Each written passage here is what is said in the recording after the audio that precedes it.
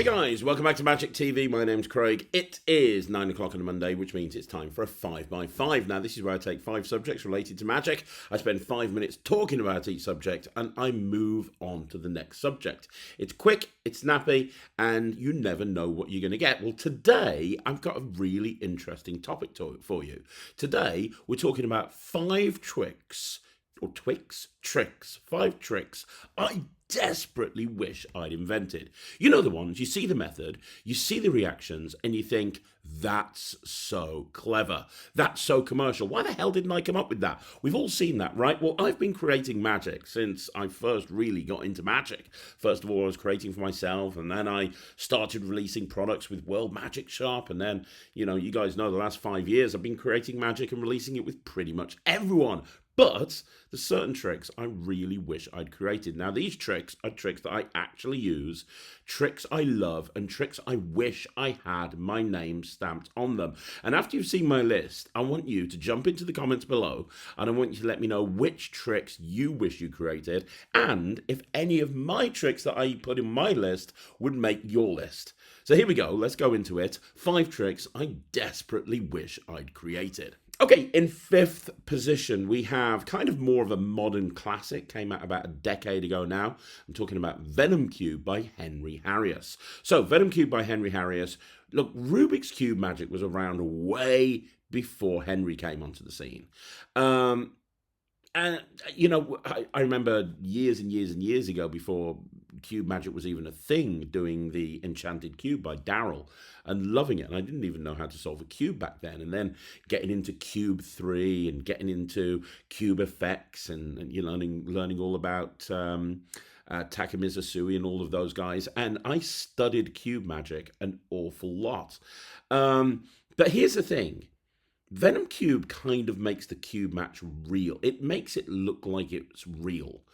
So I've been doing cube matches for a very long time, and you guys probably know I brought out a project called Cube 52, and I adore that. And there's cube matches on there, and there's so many different ways of doing an ungimmicked cube match.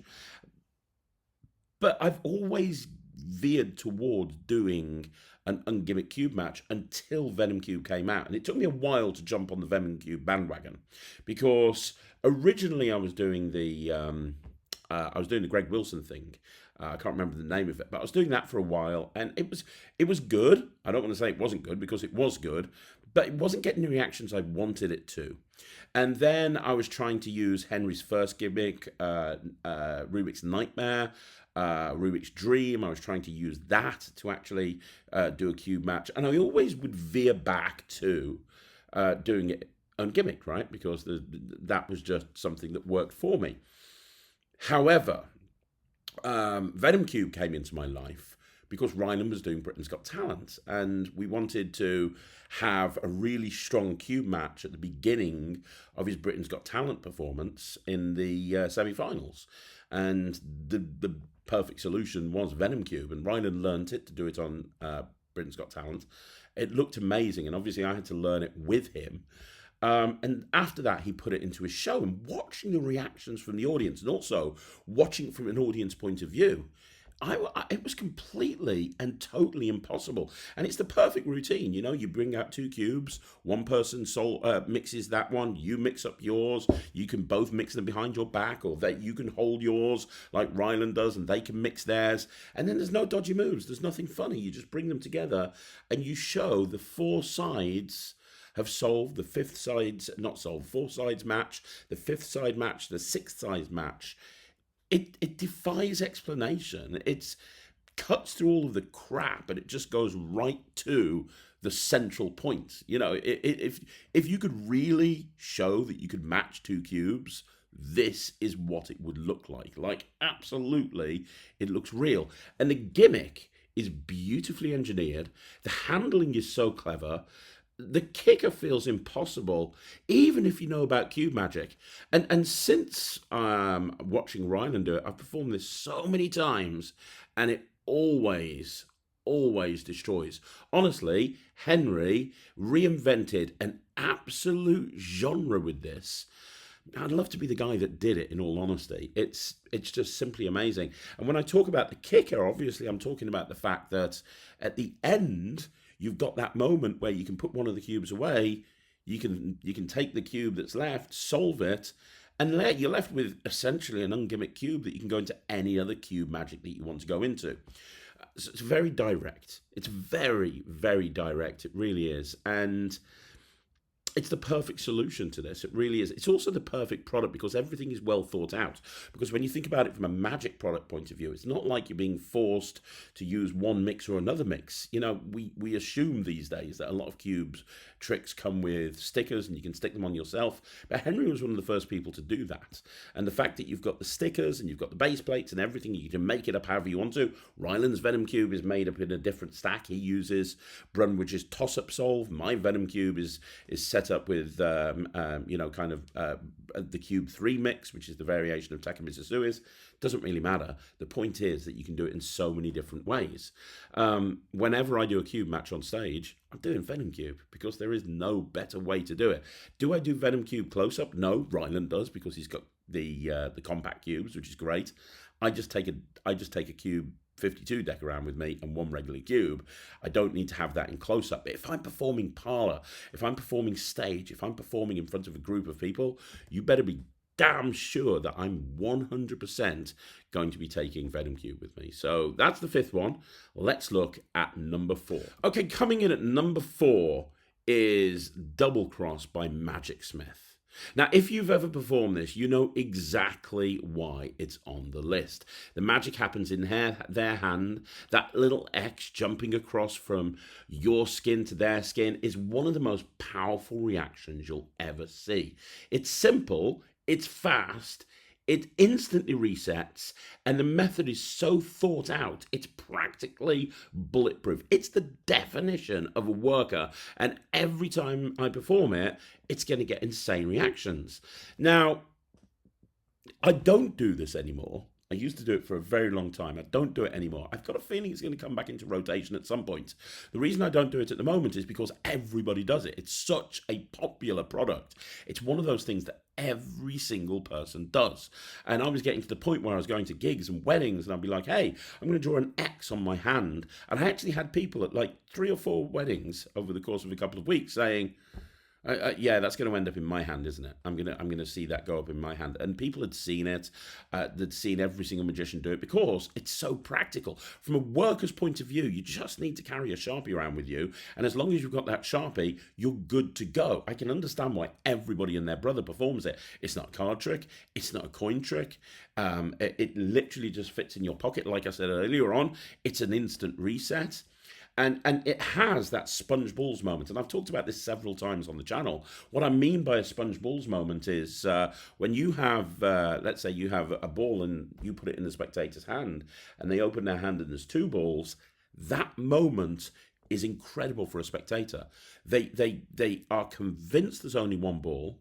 And yet, when they open up their hand, there's 2. We should always strive for that sponge balls moment. And whenever I'm creating a magic trick myself, I'm thinking to myself, can I create that sponge balls moment with this prop? Is there a way to create that sponge balls moment with this prop? And sometimes there is, sometimes there's not. But Double Cross has it in spades. And in some ways, even stronger than sponge balls, because they are convinced there's nothing in their hand. And then they see something permanently marked onto their skin. It's really strong, really incredible. But I don't do it because everybody was doing it. Everybody was doing it. And I don't want to be the guy that's doing stuff that everybody else does. I want to be the guy that's doing something kind of unique. So if I ever get into a situation where people go over and over again, oh, I've seen that one before. I've seen that one before. I'm gonna take it out for a while. But God damn it, I wish I'd created this trick. It's one of those rare tricks that has something for everybody in that pros love it for all the reasons that I've mentioned. If you're an amateur or a social performer or a hobbyist, this is a perfect trick to do. You can just have a pen lying around and you can get into it anytime, anywhere. It is amazing and it's so simple. The method is so simple. So there you go. That's number 4. Number 4, Double Cross by Magic Smith. Let's have a look at position number 3. Okay, so this is a bold claim, but the trick that's in position number 3 is from Alakazam, and in my opinion, it's one of the best gimmicks ever created of all time. Number 3, we're talking about the Extractor Deck by Rob Bromley and Peter Nardi. Now, think about this for a minute. The spectator shuffles the deck. The spectator picks any card they want to. There's no force. The spectator signs the card. The spectator, you then put the cards inside the box, and the spectator puts the cards inside the box. They see it going into the middle of the deck where they put it. You close the box. You then take the box and you put it away. In that moment, you have access to that card. So you can produce it from anywhere you want to, and you know what the card is. And I remember the first time I saw this, Peter Nardi showed it me in the Ruskin. I don't think it was even officially released when he showed it me at the Blackpool Magic Convention. And I remember him saying, pick a card, sign it, put it back in the deck. I'm going to put those cards in my pocket. And then there was no way it was a force. There was no way he could have peeked that card. And then he immediately told me the card with no fishing. And then he put the card, and then he showed his hand empty. He reached into his side pocket, his jeans pocket, and he pulled one card out, and he showed me it was the card. I mean, it's clean, it's direct, and the number of routines you can do with this is insane. Look, everybody knows I love a long tutorial. And I've talked on this channel before, one of the reasons I love a long tutorial is simply because I kind of come from the era when L&L dominated the Magic community, right? And they would bring out 3 volumes of DVD all at the same time with like 30 or 40 tricks on it. And that's what I love. I remember sitting down for hours and upon hours learning all of these amazing Jay Sankey routines and all these amazing Bill Malone tricks and things like that. And I come from that era. So when I release a tutorial, I like it to be as in-depth as possible. Now, I can very much appreciate the Extractor. You can see how much work's gone into this because the tutorial for the Extractor with Peter Nardi and Mark Spellman is next level good. And here's the thing, right? As a creator, I'm talking about a creator of Magic now, not necessarily a consumer, but I'm talking about a creator. One of the goals that you try to have is to make your trick as accessible as possible. So what I mean by that is you want something that will work for a pro, but will also work for a social performer, an amateur, a hobbyist. You want something that will work for everybody. Because there's certain tricks that like a pro will love, but it might not necessarily be the sort of thing that a social performer will love. Or more than likely, there's a load of tricks that a social performer would love, or somebody who performs on Instagram or virtually or something like that. And as a pro, you kind of go, well, that's not going to work for me because of this reason. That's not going to work for me for this reason. And also, as an extension of that, also, you want as a creator to try and create something that will work for everybody.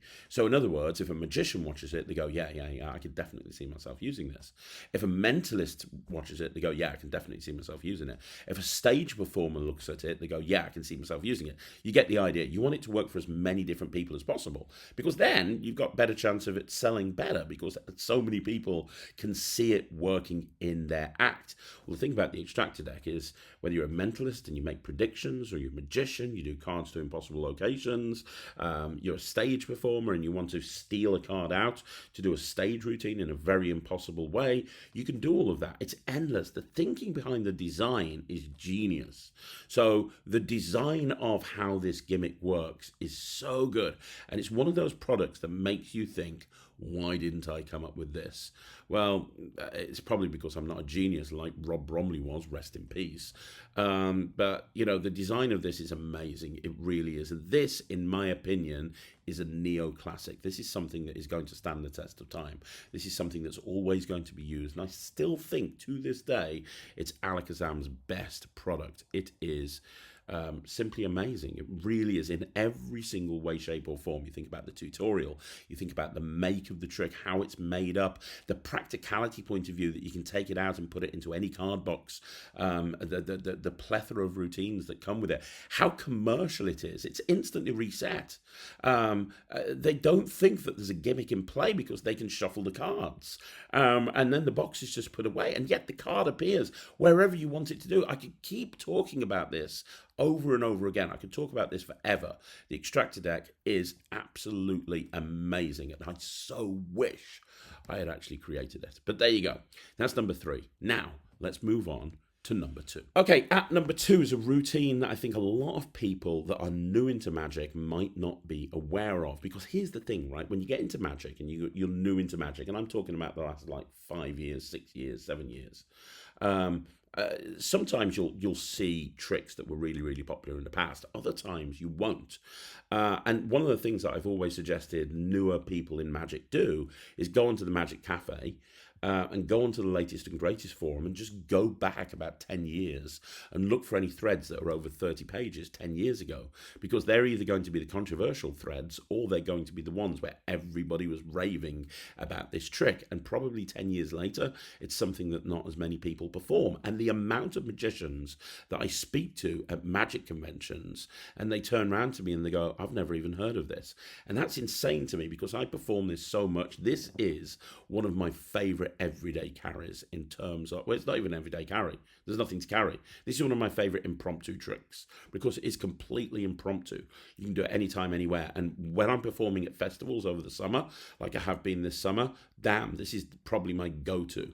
I am, of course, talking about Wayne Houchin's Sinful, also known as Coin and Can.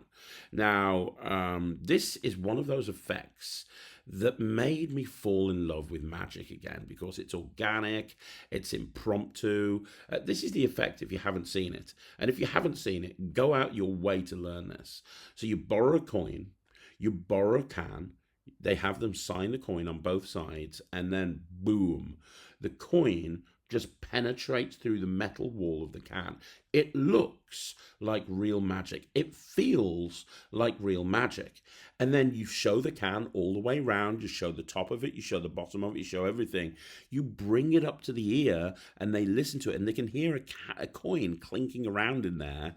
And then you open up the can. You tip out the water or the drink or whatever is in there. And then there's one coin left inside. There's one thing left inside. They can rattle it around. You can give them the can at that point, and they can see that it's actually their coin in the can. Wayne's presentation is beautiful. Wayne Houchin is one of the best performers and teachers in the industry. The method is genius. It's one of those tricks that you should do forever, and it's always going to get an insane reaction. Honestly, if I'd invented this, I would never shut up about it. I really wouldn't. And I see a lot of sort of coining cans come out in the marketplace these days. I see a lot of sort of coining cans, and hey, this is the latest coining can, and a lot of them are electronic, or they involve some sort of remote control, or they're like doing something with the can in order to adapt it to make it work. I've seen tricks where there's a big ass hole cut in the back of the can, and it's a special can that you use to do this, and all of them I kind of think are inferior to Sinful. Because Sinful, I could literally walk up to anybody, borrow a coin, borrow a can, visibly put the coin in the can, show the can all the way around, show the top of the can, show the bottom of the can, open up the can, tip the stuff out, and they can actually see that the coin is in there.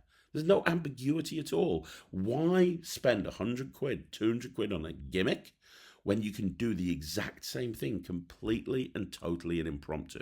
And I'm going to do a video at some point of my favorite impromptu tricks of all time.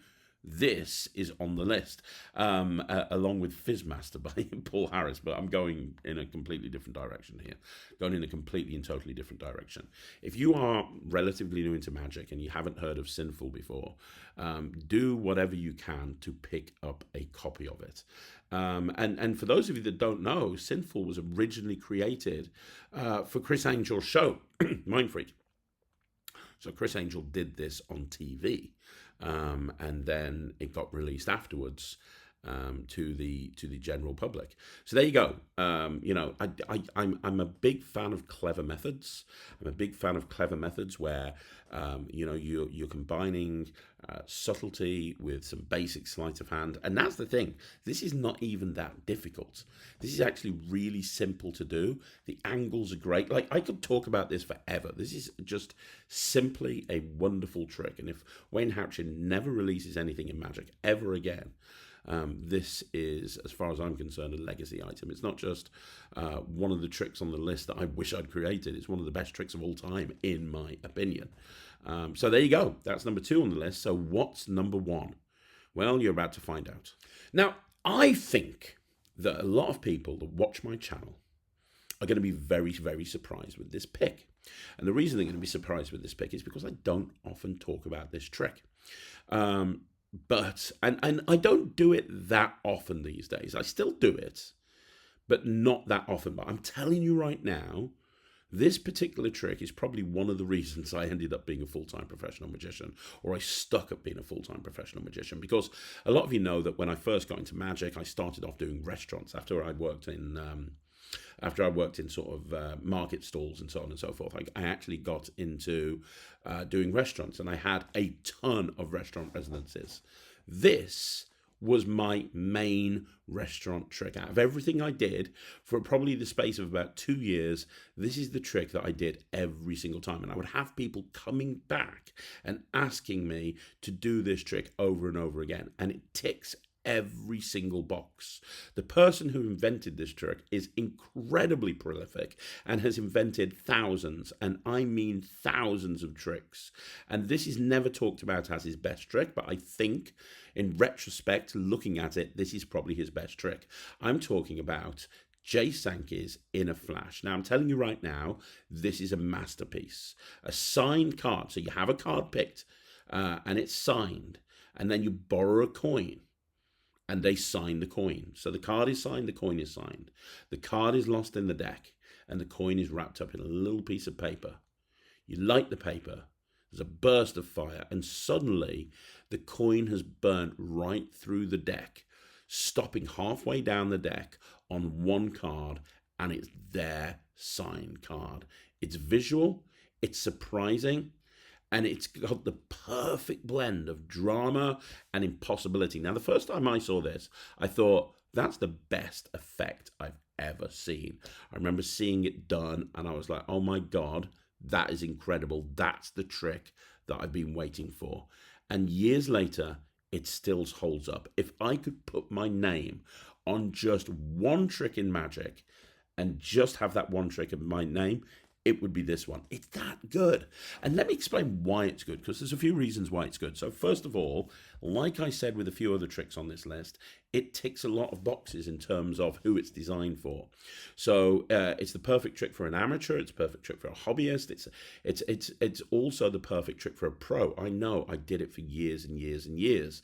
And one of the reasons it's so good for everyone is because it's very, very easy. There's nothing difficult about it. You don't even need to do a vanish of the coin.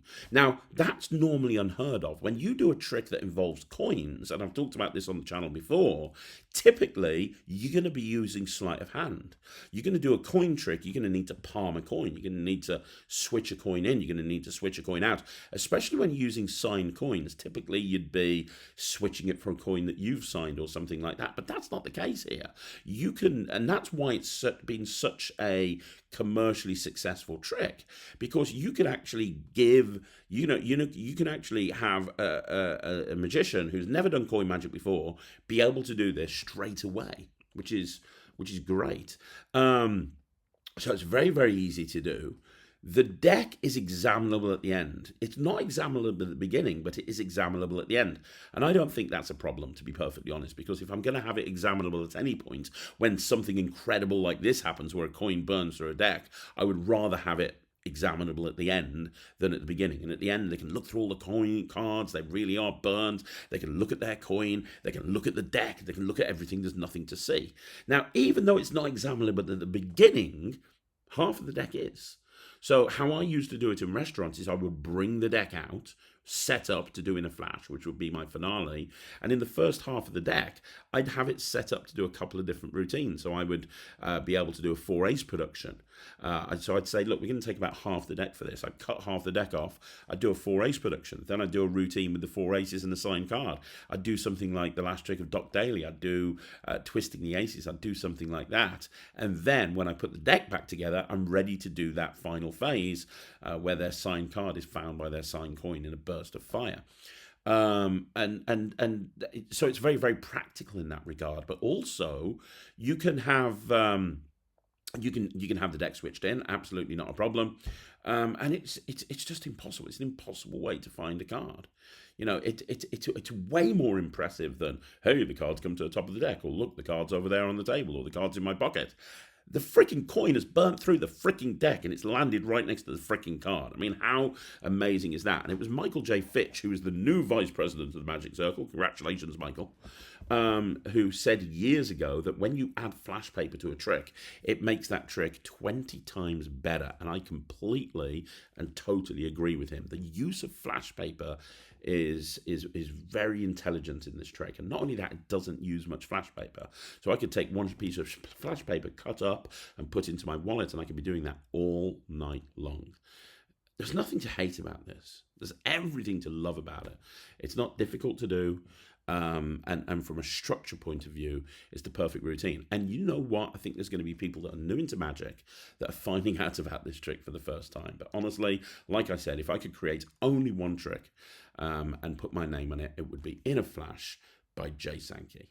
So there you go, guys. That's my list. 5 tricks I wish I'd invented. Venom Cube, Double Cross, the Extractor Deck, Sinful, and In a Flash. Every single one of them is a piece of genius thinking, and every single one of them makes me jealous of the creator. But here's the fun part. I want to know your list. So jump in the comments and let me know the one trick that you wish you had your name on it.